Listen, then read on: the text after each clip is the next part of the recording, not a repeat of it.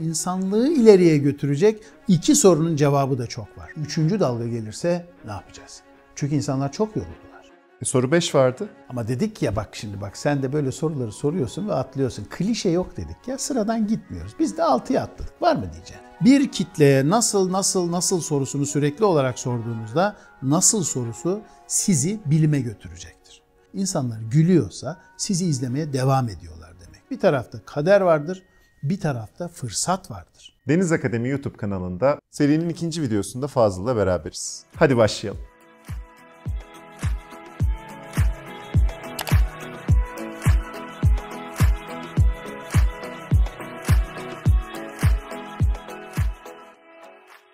Fazıl, denge ve yeni normal diyorlar. Evet, denge ve yeni normal diyorlar, değil mi? Bu bizim Anadolu'da da çok kullanılan bir laftır. Ne demek bu? Bir defa norm dediğimiz kelime marangozun kullandığı cetvele denir Latince. Buradan gelen bir kelime bu. Bu L şeklinde bir cetveldir. Yeni normal bu mudur, eski normal şu mudur bunu bilmiyoruz. Bildiğimiz şey şu. Denge diye çok üstünde durduğumuz bir kavram var. Fakat dengeye dikkat etmek gerekir. Mesela böyle bir yeri hayal edin. Şimdi o görmüş olduğunuz şezlongda oturuyorsunuz. Hava gayet güzel. Nefis bir ortam var. 40'lı yaşlara kadar söylediğim ve anlamını öğrendikten sonra maalesef biraz mahcup olduğum bir durum. Burada gördüğünüz şey asayiş berkemal. Asayiş berkemal kelimesinin anlamı şu. Kemale ermiş, yani mükemmel bir huzur var demektir. Mükemmel huzur mezarlıkta olur. Çünkü orada hiçbir hareket yoktur. Mükemmel denge arayışı insanlık için mümkün değil. Doğada çeşitlilik olması nedeniyle çeşitlilik daima bir beklemediğimiz düzensizlik yaratmakta. Covid öncesi dünyada dengeyi biz böyle zannediyorduk. İşte bir tarafta bir ağırlıklar var, öbür tarafta bir ağırlıklar var. Hoşumuza gitmese de belli bir denge içinde yaşıyordu toplumlar. Oysa bugün dikkatle bakarsak görüyoruz ki gerçek dengeyi oluşturan başka kriterler de var. Burada kastımız şu. Denge kendi içinde belli bir tahammül sınırında olmalı. Tahammül içindeki hamallık kelimesinden gelen taşımak, taşıyabilme kabiliyeti. Fransızcası da tolerans. Bunu niye kullanıyoruz? Bizim konuştuğumuz denge meselesi belli salınımlara açık olmalı. Yani belli toleranslar aralığında olmalı. Bu tolerans aralıkları değişti. Bütün dünyada bu savrulmalara döndü. Şimdi bu tolerans aralıkları zaman içerisinde biraz daha kapanacak. Ama hala yüksek bir rezonansla seyreden bir aralıktan bahsediyoruz. Soru 6. Dengeyi anladık. Dengeyi nasıl sağlayacağız? Soru 5 vardı. Ama dedik ya bak şimdi bak sen de böyle soruları soruyorsun ve atlıyorsun. Klişe yok dedik ya, sıradan gitmiyoruz. Biz de 6'ya atladık. Var mı diyeceksin? Bir daha sor o zaman soruyu. Dengeyi anladık. Dengeyi nasıl sağlayacağız? Dengeyi nasıl sağlayacağız? Şimdi bu sanıldığı kadar kolay bir iş gibi durmuyor. Burada gördüğün Pakistan'daki bir elektrik şebekesinin kesişme noktası. Türkiye'de de evvelden böyle yerler vardı. Şimdi bunlar biraz yer altına geçince değişti. Buradaki temel mesele bu bir metafor. Bilgi şu anda bu durumda. Her taraftan veri ve bilgi akıyor. Bizim bu pandemi döneminde elde edebileceğimiz, yani kontrol olarak elde edebileceğimiz tek şey hangi bilgiyi seçeceğimiz. Biz sadece bunu kontrol edebiliyoruz. Bir taraf diyor ki maske takın, sonra vazgeçiyorlar, takmayın. Bir taraf diyor ki mesafe şu kadar doğrudur, hayır bu kadarı doğrudur. Bu ülkenin ürettiği aşı faydalıdır, hayır bu ülkenin ürettiği aşı faydalıdır. Ofiste çalışmak iyidir, hayır evlerden çalışmak iyidir gibi henüz tarafların polarize olmuş fikirlerle sürekli bir araya geldiği ama netleştiği bir alan oluşturamadığımız dönemdeyiz. O nedenle veriler ve bilgiler, analiz ve araştırmaların sonucuna bakarak bir yerden bir yere doğru gideceğiz. Görünen bu. Bir basit örnek vereyim. Şu anda İngiltere'nin işte aklımıza, Londra deyince aklımıza gelen onların Black Cab dedikleri bir siyah taksi vardır. Resimde de görebilirsiniz. Bu siyah takside şu anda 4000 tanesi park halinde ve çalışmıyor. Ki bu Londra'daki toplam taksilerin %20'si ediyor. Bunlara daha önce hazırlıklı olmamız mümkün değildi. Hiçbir zaman böyle şeyler düşünmedik. Çünkü dünkü çalışma biçimimiz böyle değildi. Bu bağlamda bakıldığında ihtiyacımız olan konu adaptasyon. Adaptasyon sonuna biz İngilizceden değil Rumenceden bir ek alarak kullanmışız bunu. Adoption bu kelime. Adoption Yani evlat edinmek demek. Başımıza gelen olaylar bizim üvey evladımız bile olsa al, öz evladın gibi sarıl, öp, kokla. Çünkü bundan sonra bu var. Bununla devam edeceğiz. Bu perspektifle bakmak işleri kolaylaştırıyor. Peki ya geleceğe yönelik vizyon nasıl olmalı? Of desem karşıki dağlara kadar yolu var. Geleceğe yönelik vizyona şöyle bakalım. Bir göz doktoruna gittiğimiz zaman çok popüler bir laf vardır göz doktorlarında. 20'ye 20 görürsün derler. Bak lafa bak, 20'ye 20. Yani 2020'den bahsediyor aslında belki de. Göz doktorunda bir sürü hastalık olabilir ama kısa ve öz olsun diye 2 örnek vereceğim. Ya hipermetropsundur ya miyop. Yani ya yakını ya uzağı göremiyorsun. İnsan gözünde hiç olmamış, büyük laf etmeyelim ama hiç olmamış, olmayacağını söylüyor göz doktorları. Aynı anda miyop ve hipermetrop olmak çok mümkün değil.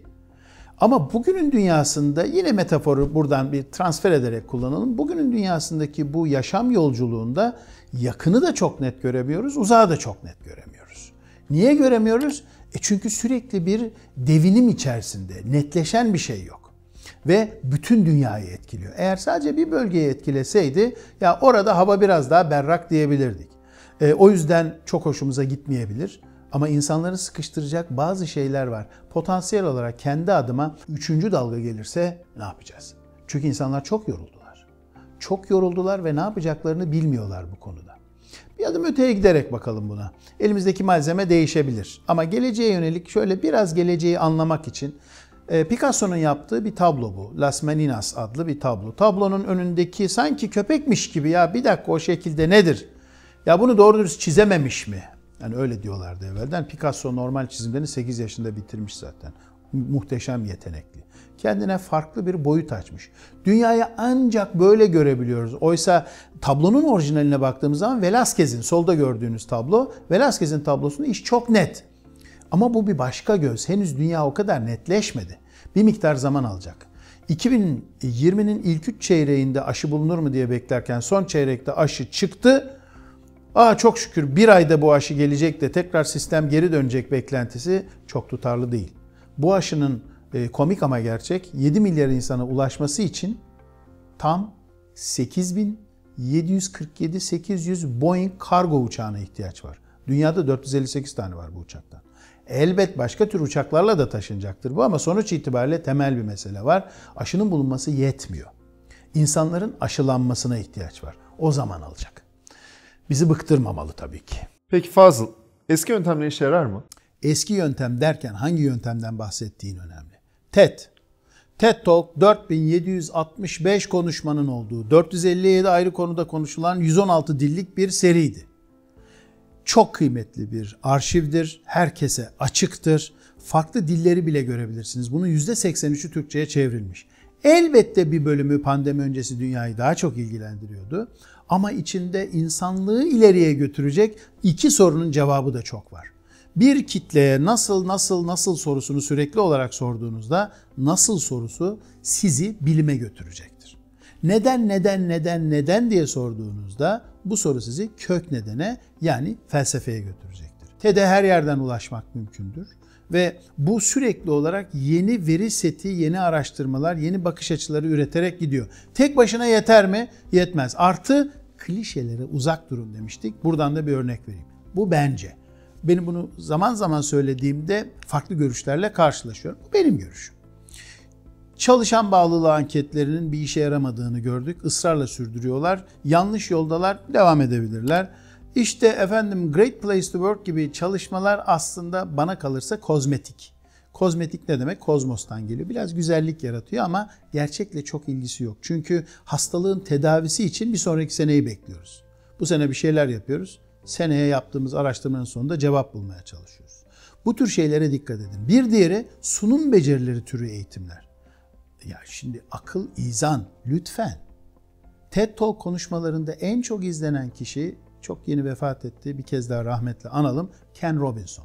Yaklaşık 80 milyon kez izlenmiş 2 adet videosu var. Ken Robinson felçlidir.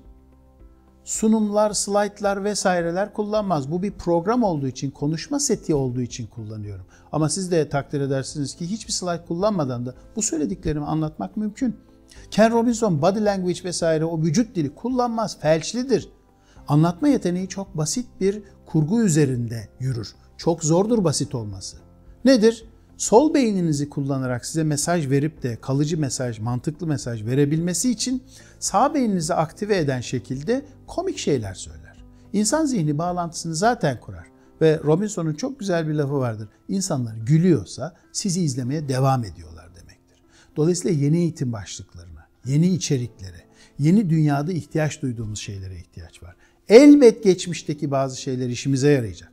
Ama geçmişin klişelerinden kurtulmak da en önemli adım diye düşünüyorum açıkçası. Peki pandemi sonrası geçerli olan nedir? İşte geçerli olan olmayan bence hayat olasılıklardan ibaret. Olasılıklar her gittiğiniz toplumda, her bulunduğunuz yerde acabaları artırır. Kör inançlardan kurtarır sizi. Ne demek bu? Hatırlayalım, 2010 Dünya Kupası Türk basketbol takımı değişik ülkelerle oynuyor. Olur mu canım dediğimiz bir şey. Son 3 maçın serisine bakalım. 95 sayı atıyor, 83 sayı atıyor, 64 sayı atıyor. Aşağı doğru giden bir trend var. Finalde oynadığı takım Amerika Birleşik Devletleri. Amerika Birleşik Devletleri'nin son 3'üne bakalım. 89 sayı, 89 sayı, 81 sayı. Bizim milli takımın bir akşam önce videosunu izlediğimi hatırlarım. Orada işte bir oyuncu vardı, adını şu anda hatırlayamıyorum ama oyuncuyu kim tutacak dendiğinde ben tutmam demişti oyuncular. Yani aslında oyuncular en kötü sonucu hazırdılar. Düşünsenize, ikinciliğiniz garanti ve ikinciliğe hazır olarak sahaya çıkarsanız sizin birinci olmanız mümkün olabilir mi? Oysa hayatta olasılıklar vardı. Amerika ile final oynayacak kadar iyi gelmişsek oradan sonra ihtiyacımız olan şey özgüvendi. Genellikle bunlar karıştırılan hikayelerdir. Ayrton Senna Brezilya'nın çok popüler, çok sevilen bir evladı. Brezilya'nın hayran olduğu bir sporcu idi. 1994 yılında Imola, bu Grand Prix'nin olduğu bir yer, işte şimdi bu slaytta da gördüğünüz, ekranda gördüğünüz şekilde sarı okla gelen yere 280 km hızla geldi ve duvara çarptı. Frene bastığı andan itibaren hızı 220 kilometreye düşmüştü. Ne yazık ki Ayrton Senna duvara çarptığı için ölmedi. Ayrton Senna sağ ön tekerin fırlayıp da kaskına gelmesi, kaskta küçük bir delik açması sonucu maalesef beyin kanamasından hayatını kaybetti. Peki Ayrton Senna gitti. Ne yapacak takım? Çare yok. Büyük star gitti. Büyük star gittiğine göre ne yapalım? Dükkanı kapatalım mı? Bu mümkün değil. Burada gördüğünüz bu İskoç beyefendi devreye girdi. Aslında o onun sadece deneme pilotudur. Deneme pilotluğunu yaparken dediler ki ya sen araçları kullanıyorsun. Bu işi yapmak ister misin? Kendisi bugün dünyada çok popüler olarak bilinen ünlü David Coulthard'tır. David Coulthard öyle bir sorunla karşı karşıya kaldı ki çok sevdiği, çok saygı duyduğu ve bu yarışların neredeyse gelmiş geçmiş en iyi sürücüsünün yerine geçecekti. Teklif yapıldıktan sonra kabul etti. Nişanlısıyla beraber özel bir jet tuttu. Özel jetine bindi.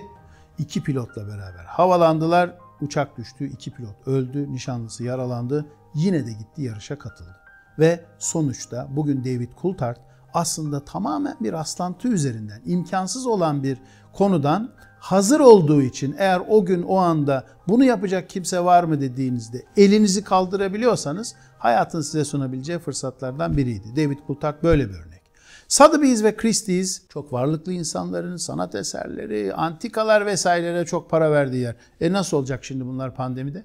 Bunlar mümkün gibi gözüküyor mu? İmkansız. Pandemide gelecekler de para alacaklar da hiç böyle bakmayın. Temmuz ayında oldu. Temmuz ayında ne oldu? 84,6 milyon dolara satıldı burada gördüğünüz eser. Demek ki hala dünyanın her yerinde çok farklı konularda da olsa bir sürü fırsat var. Netflix'in başarılarının altında yatan kriterlerden bir tanesi 1900'lü yılların başından 2020'ye kadar, 2018'dir buradaki rakam, buraya kadar farklı film dallarındaki izleyicilerin taleplerinin nereye doğru arttığı, hangi filmlerde azaldığı üzerinden araştırma yapıp filmleri buna göre angaje ediyorlar. Siz buna bakarak film yapmak istiyorsanız olabilir, bir sosyal medya platformu oluşturacaksanız seçeneklerden biri olabilir. Ama daha akıllı bir yöntem var. Siz bunun yerine Oscar alan filmlere bakacaksanız, yani büyük bilgi seti üzerinden hangi bilgiyi seçeceğinize bakarsanız sonuç değişir. Yani elinizdeki setten dram, romantik, komedi veya biyografiye bakarsanız ortalama %20'lere yakın bir Oscar alma olasılığınız var. Amacınız Oscar'sa bu başlıkları seçebilirsiniz. Amacınız o platformlarda ilgi toplamaksa biraz önce gösterdiğim grafiklere bakabilirsiniz. Dünyada o kadar büyük seçenekler var ki bu New York'taki şu anda içinde bulunduğumuz dönem itibariyle işte New York'un en çok bilinen Manhattan bölgesi. Bu bölgedeki ofislerin %36'sı boşaldı. Bunlar başka amaca dönecektir. Siz o amacın döndürüldüğü yerde oradaysanız o fırsatlar size olağanüstü şeyler sağlayacaktır. Zaten yaşam bir tarafta kaderin olduğu, kadardan, ölçüden, hiçbir şekilde değiştiremeyeceğiniz şeylerden bahsettiğimiz bir tarafta kader vardır, bir tarafta fırsat vardır. O fırsatın olduğu yere doğru eğilim gösterdiğimiz her yerde her işin üstesinden gelir. Çünkü insanlık hiç geriye gitmemiş. Şimdi ikinci bölümün sonuna geldik. Bir sonraki bölümde görüşmek üzere.